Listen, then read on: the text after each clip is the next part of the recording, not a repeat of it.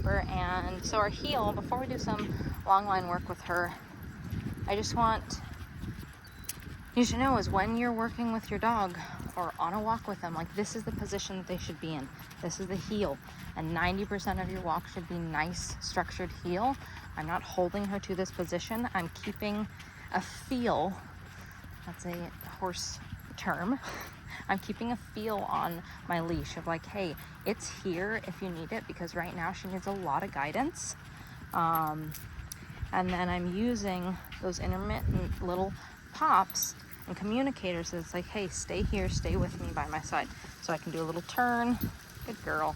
But anytime that she gets distracted or her nose dips down or anything like that, I'm going to be communicating with her on the leash that you need to stay right with me.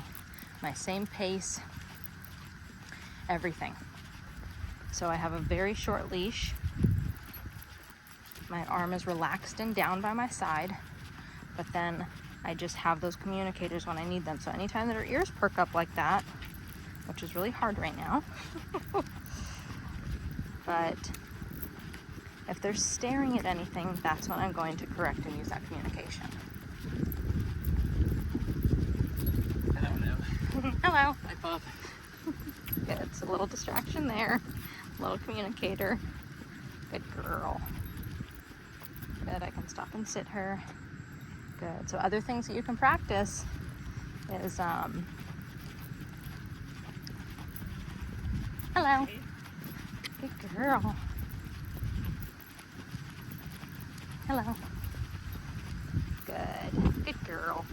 So those are really good. The other things you can practice is speeding up, slowing down, communicating with her. You can stop and have her sit. Good. And I'm not asking her to sit with my voice. I'm just communicating for the video.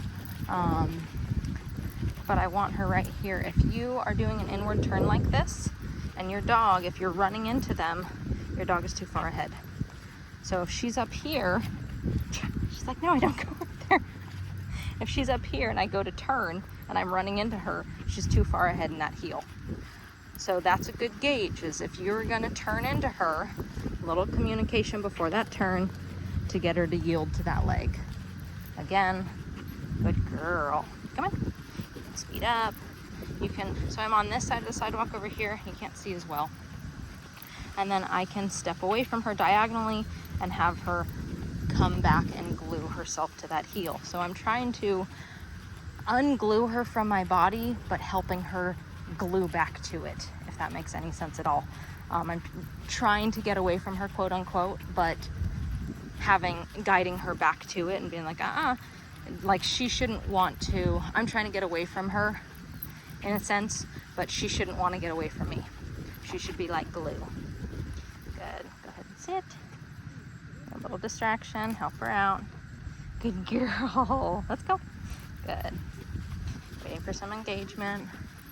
We're gonna turn around. Hello. Come on. Good. Little communication, just helping her pass. Every time that we pass by kids like that or anything that she's concerned about, we're helping her. Just ignore that stuff. Good girl. Good. So I'm not gonna say good girl to try and help her through it. I'm just, and I probably did that a couple times just out of habit. But this is what I want. Relaxed ears, good girl. Right by my side, little communicator when she's speeding up. Good. And having her sit. So this is how I want my whole walk at the park to be. A little bit of eye contact, good girl. And then moving on, watching my transitions and making sure that they're fluid and not exciting. Good girl. This is what we do. We just pass people, pass dogs. Again, if you need to use space, use space. But slowly close that gap and make sure that you're always pushing the dog to do better. All right, you guys. We're gonna do our long line work now. Cooper. Good, so she's distracted with that bird. So she can't face that bird. Good girl. I'm gonna turn her away from it. Little communicators. Good. Good girl. So now her back is to the bird and it's easier for her to engage with me. Good girl. All right, talk to you soon.